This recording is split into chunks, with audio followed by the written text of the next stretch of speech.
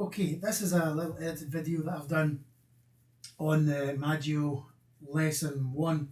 After doing a little bit of further research and having a chat with some of my colleagues, I felt it would be a good idea just to update some of the information that I've put into it. Namely being how we approach some of the pedal notes, going through the exercise, but also a little air breath, etc. So, guys, you'll see me in the lessons most of the time anyway. I'm always learning, I've got no problem with that whatsoever. And if you are not one of my students, these lessons are mostly geared towards my students. It's kind of a one-stop shop for them on my channel. If you're not one of my students, then I'm looking at the Maggio lesson 1 in this video. I have already done the warm-up A from the studies. And if you don't have a copy of PDF, it is widely available out there. I won't be going over everything in it. I'll be going over some pertinent things just as reminders. But generally, the Maggio technique is designed to really help a good, strong forward supportive embouchure. Focuses a lot on pedal notes, and it has been extremely beneficial to me in terms of getting access to my upper register and making that upper register. So for me, that's like from a top D upwards, a lot more secure and a lot more reliable. Pretty much like I said, there's a different video out there about Maggio warm-up A. It's a good introduction to the pedal notes. And if you don't have your pedal notes, there's different ways you can work around that. We've gone over those in lessons, and I highly recommend that you look into pedal notes for trumpet playing as a general rule, not just for range, but in terms of trying to have a nice supportive embouchure and trying to make sure that your sound is consistent throughout the whole range. So prior to doing even the warm-up A, I have my own warm-up that we've gone through in our lessons, which is lip flapping, loads of it out there, some lead pipe buzzing, and I love to do some note bends, all of which I feel really work hand in hand with the Maggio technique.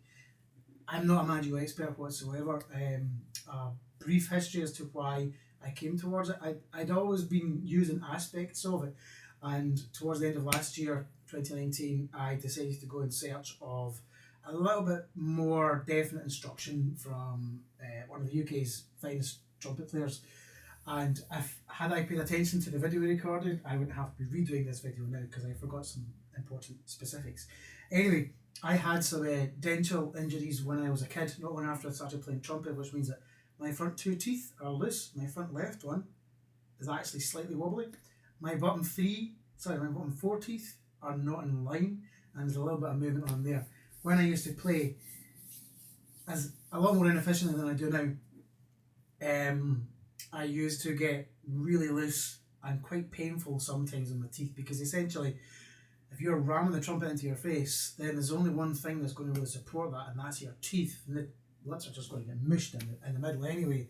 Which brings me on to the second problem that I've got. It's not really a problem. I do have scar tissue on the left-hand side of my embouchure. And even to this day, if it's a particularly heavy gig, I'm tired, mentally and physically, not just trumpet playing wise, and maybe not thinking about things or breathing as efficiently as I can, this can open up. Scar tissue is not as efficient at dealing with trauma as regular tissue. It's a lot more, it's just tougher stuff, and so if the thing's going to go, then that'll be it. And it's quite uncomfortable, So, basically, Maggio technique, in lesson 1, we start off on our bottom C, and we go down to the pedal C, which is where warm-up A finishes off. As we ascend through the register to your upper register or full register, through your full register, there's a couple of important things that we have to adhere to. We'll go through those as we go through the actual exercise. I'm not going to do the full exercise, it takes quite a bit of time. So we'll jump through the important facts. The main thing to remember, which we get from Maggio warm-up A, is that the tongue position, the tongue sound is very important. There's a good vocal sound that he puts in here as well, and it's ta, or like a ta, if you can sing that type of thing. You want to think about your jaw and everything being nice and relaxed and open so that you're fully connected all the way down into your lungs area. Well, another important factor as well, might as well mention it now, I was going to mention it later on, is the actual embouchure position. But I've already gone through this in the warm-up A. But what we like to think about, or what Maggio says the ideal embouchure position is the corners of the embouchure coming into our eye teeth. So quite often, when I was a kid, people used to say, "Oh, your corners will be hurting after this gig or whatever." I used to think it was literally at the ends here, you know. So I'd be trying to play like things like that, push it all the way down. But it makes a lot more sense when we talk about the forward embouchure for it to be this whole area to this from the sides of the lips right into where the eye teeth are, and that's kind of where the mouthpiece resides anyway. So I hate gross close-ups on camera, but here we go. So as you kind of look at the embouchure, kind of see because I've got a big old beard. Put that on there. That whole area there kind of comes into the eye teeth. It's where the edge of the mouthpiece resides. And that's like a nice kind of focal grip around the mouthpiece. We're not chomping down on it. We're not going, ah. It's kind of like as we start to ascend through the instrument, the embouchure retains its forward position. It kind of grips and comforts and holds the mouthpiece in such a way so that the aperture has as much freedom as possible to be compressed in terms of like having a nice supporting muscular area around it. To deal with this airstream which is getting compressed from our diaphragm, it's getting compressed by the shape of our tongue and our mouth as we move through the syllables. And that's what we really want. As soon as we start pulling the trumpet into our face, we restrict the ability of these muscles to actually deal with that forward embouchure. And ultimately what we do is we cut off the support to the aperture in the middle, and that's when we start getting pressure rings. I have occasionally split my top lip from blowing too hard, etc. That's a really uncomfortable one when actual buzz went. And ultimately, it's always about not going too far too quickly, not trying to run before you can walk. When we get to the end of this demonstration, I'll show you where my limit is. I've not been doing a lot of playing recently for various reasons, so this will be fun to see how it goes. I still trying to do Maggio every day, but in terms of overall stamina, etc., that's kind of going. Range will remain. You always have range. I think once you've got to a certain level, the one thing that will really start to go is probably stamina, and with that tone as well. So that's one final point, I suppose, is the sound that you create in the trumpet. You want to be as full as possible. When we start playing higher, and the tongue positions will support this as well. We actually use it's less of an airstream. Quite often, I had the impression of blowing would be like literally trying to blow out a candle at 20 foot away. When we're starting to ascend into the upper register, and even not so high into the upper register, the airstream is more of a kind of, and even doing that there, the corners are coming in to where the eye teeth are. And the more we change our tongue position and support from a little bit of our diaphragm, that airstream will get faster and faster and faster. So here we go. Right, starting off the exercise, we're just doing our C down to pedal C, and we're going to go up to around about the F sharp area because that's where an important change happens.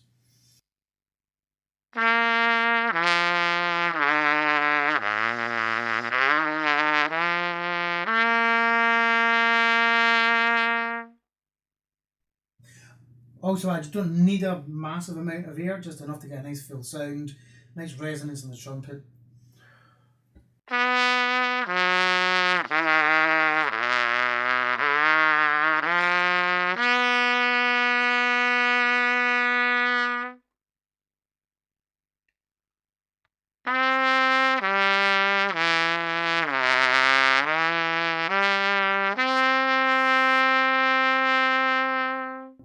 So all the way through here, starting off on the beginning note, so the C sharp, and the D there, I'm thinking ta.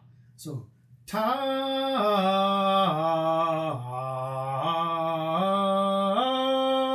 Sorry about my terrible singing. If you're a student, then you're well familiar with it. If you've never heard me sing before, I apologise. Okay, we'll skip forward to the F.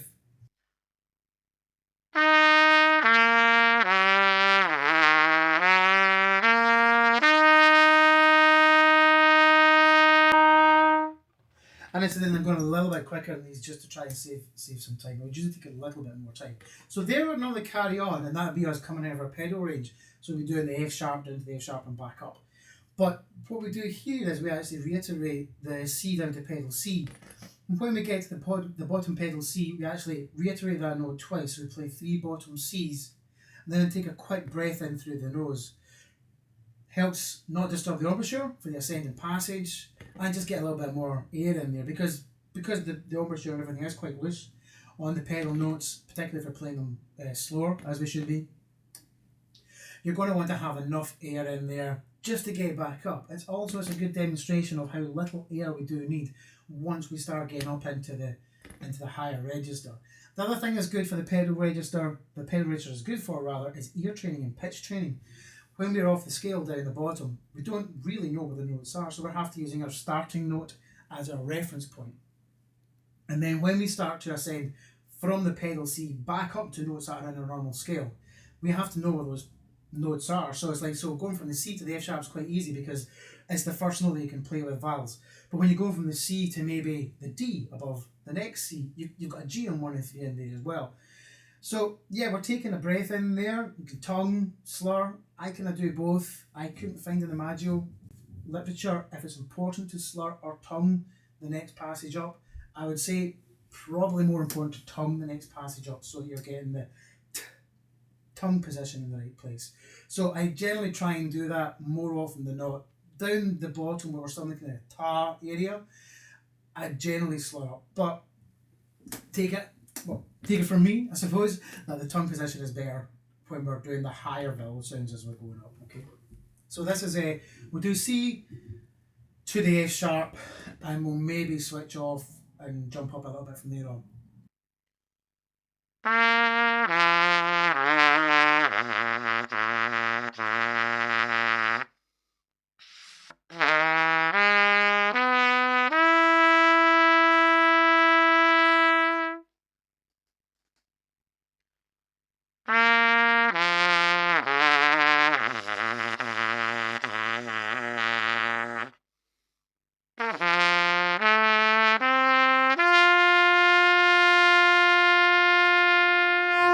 Okay, we'll jump forward to our returning C up to the middle, up to the third space C.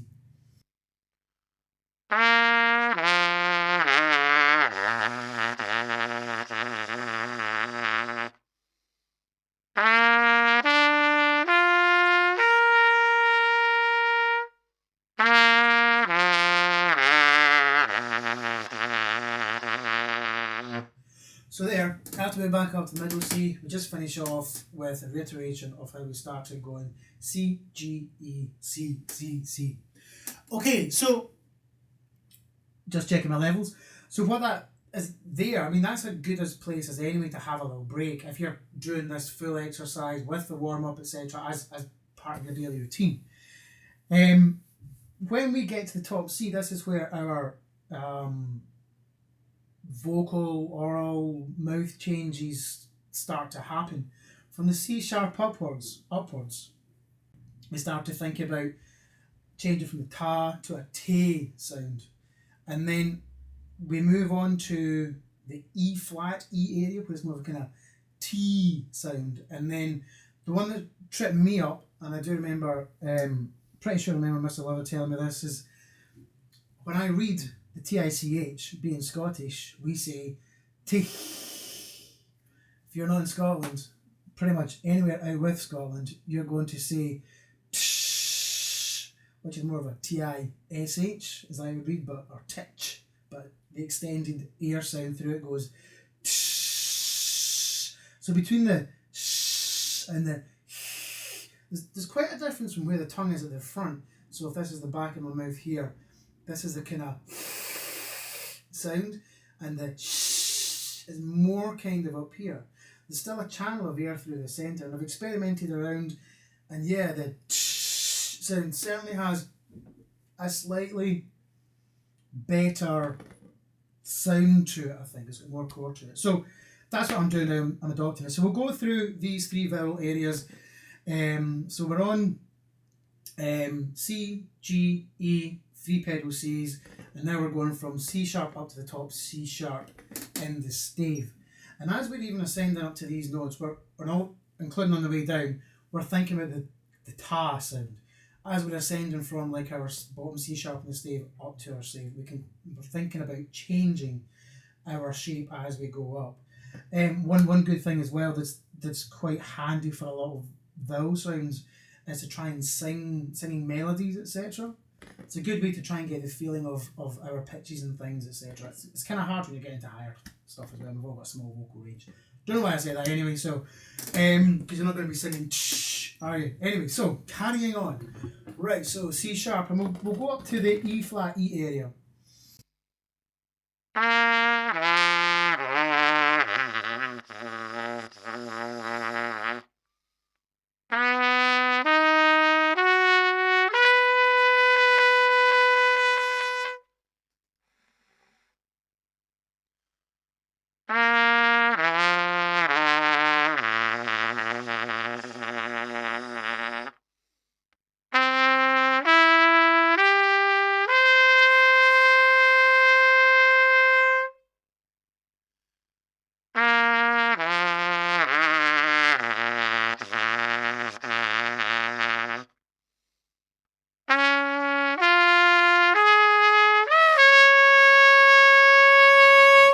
So there, sliding up to the C sharp, the D, and the E, coming up through that arpeggio, just thinking about going from the ta to te, so tie, etc. Because you are, even though we're not starting on that upper area, we're still thinking about trying to change that. And then finishing off on the E sound, on the E note, again we're thinking about that. So we'll jump ahead towards, let's think, we'll do the A flat. So this is where, obviously, we're starting to tongue these upper arpeggios. And again, you can slur them as well. But it's kind of hard to slur if you're taking this breath in through the nose after the pedal nose down the bottom, which is I think it is a really, really, really, really important aspect of the technique. So this is the A flat.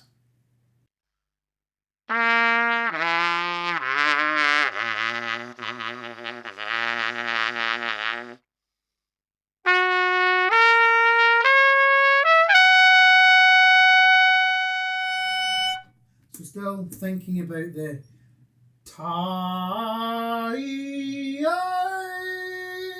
Try to keep that open throat sound while we're getting into these upper notes. To try that T with an ah sound at the back of the throat as well. I think my falsetto's coming back. So we'll carry on from the G sharp and we'll go up to around about the B.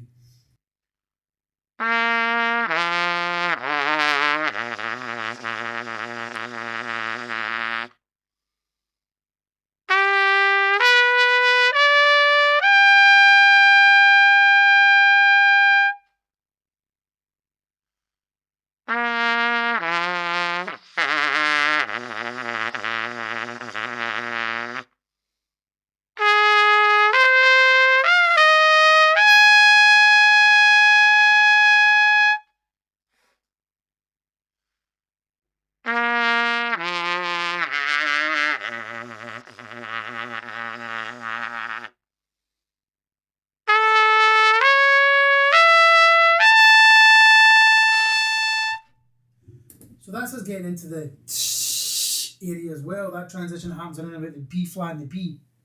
I don't know if you can see, but I'm starting to compress a little bit up here in terms of thinking about supporting the airstream and just trying to push that airstream through the embouchure into the trumpet. For me, the feeling of compression comes probably around about, I suppose it's anywhere from the top of the stave, but it's not compression in terms of it's really more of a kind of gentle press, etc. Trying to remember the efficiency is absolutely everything. The feeling that I like to have is certainly that when I'm starting to compress, I'm pretty much all through the range, including the pedal register, the air is pretty much connected all the way to the back of my lips. So that it just passes through this focused area around the mouthpiece. And an analogy or metaphor that I like to use is in terms of the embouchure. So the forward embouchure always being very important here. As we're ascending, and we're blowing and blowing and blowing, and everyone's getting nice and more compact and just focused towards, like, if like, this is like the corners of my mouth. When we're down low, you know, we're kind of nice and relaxed. It's like almost like a kind of like an iron bar, or maybe like a really strong but flexible stick. And the centre here is where our mouthpiece resides. As we start to ascend from a lower position, just gradually gripping and just ever so just like focusing and flexing and flexing and flexing. And we're not stretching and pulling away. It's like we're focusing and flexing and just kind of like trying to like push forward. Very, very, very important there to mention that we're not pulling the trumpet back into the face. Everything should be going forward toward the trumpet. So we'll jump forward a wee bit and we'll go to the C sharp, okay?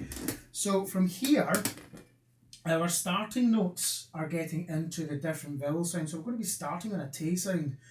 The important thing to remember is that we also want to try and keep the open throat, which again is why we have the lower pa sound from the previous pedal notes all the way up. So we're going to be starting on our C sharp in the middle of the save, going up to a C sharp. We'll see how high we go before we need to take a break. Okay, well, we'll maybe go up to, we'll aim for an E.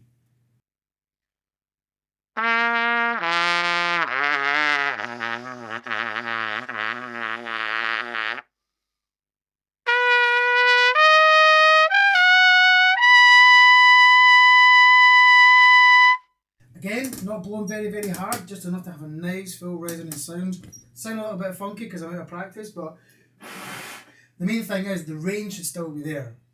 Just the stamina and tone starts to suffer a wee bit. Okay, excuse me.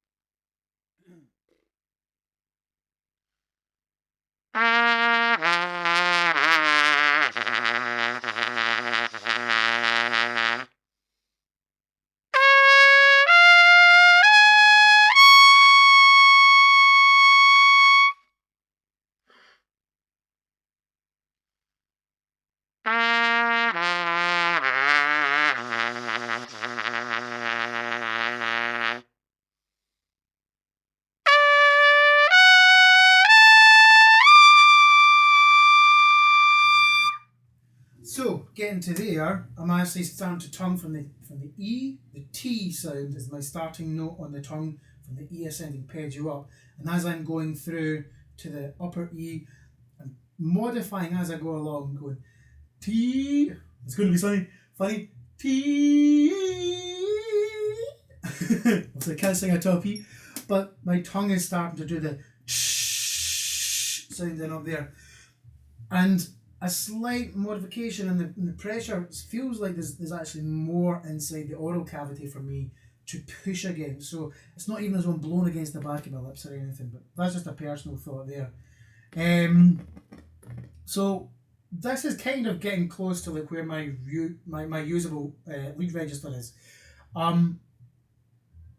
In my opinion, and a couple of really good friends we've discussed this as well, you know, if you've got an E, an F, F sharp, G, that's really all you kind of want. But having access to that upper register nowadays is important because people are starting to write higher. You don't have to have it. But if you can get like up to your E and F in this warm-up, the chances are that the most common notes that we're going to need between the G and the top of the stave and the C and the D, they're going to be there really, really, really consistently. And that's more importantly about upper register and extreme register, that we want to make sure that we're practicing properly so that, or exploring rather, so that everything underneath it, so all the way down to our bottom C and down to our bottom F sharp, the tone is consistent. I'll try and do a wee thing at the end of this just to go into that a little bit further. So that was a nearly finished on there. We'll go for a G. I usually top out around about an A or a B flat. And as I get up to all those notes, I like to think that every one of my notes to my limit are still sounding nice and fuller. The other thing is as well, I won't be trying to blow harder to get these notes to come out. If anything, I'll be blowing quieter. Getting these notes to sound at a nice soft pitch with a nice soft tone is very, very important, because that's how the bigger sounds start to come out. And remember, bigger sounds aren't just about blowing hard. It's about the quality of sound. You just got to listen to some of the most beautiful players in the world, particularly a lot of classical players. You know, they don't have to blow that hard to have a full sound.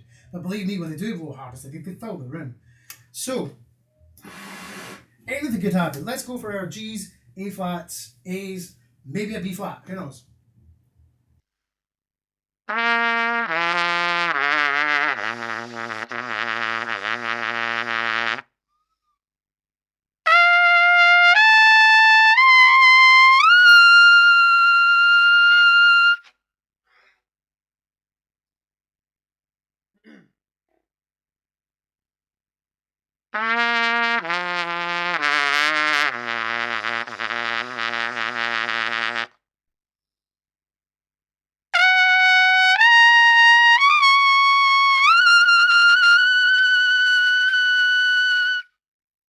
Whoa, a wee bit scratchy there, but yeah, turning back the air and letting the note just kind of settle up a little bit.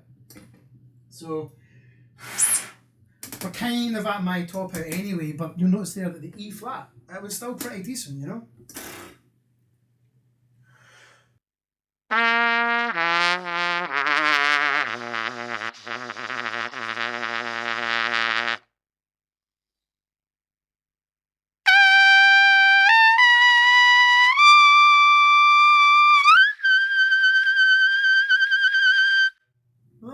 Not bad. It's there, yeah, a little bit squeaky. I sometimes try the A flat in first valve. Sometimes the A natural in first valve. It comes out a little bit nicer. So here I'll usually take a break. I'll maybe try that one more time. Maybe go for the B flat.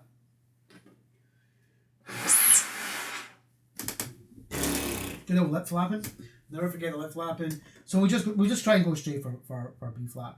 And then you'll hear what it sounds like to have a top note not come out. That A almost didn't come out. So we'll try again. We'll try the B flat.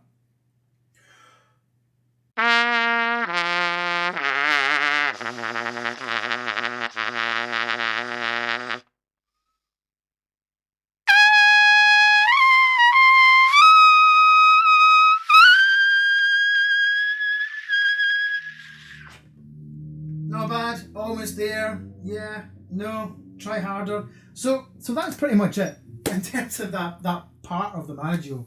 Like I said, it's not an in-depth lesson about it. It's really more one-stop shop for information for my students who do this with me.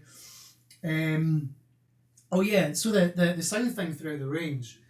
A little thing that I like to do just to try and tie everything together, and it shows off my terrible chromatic scale ability, is like a 3-octave chromatic run from F sharp. Blow too hard, you run out of steam, might crack some notes, etc. This is about a nice, trying to just have a nice sound throughout the full register.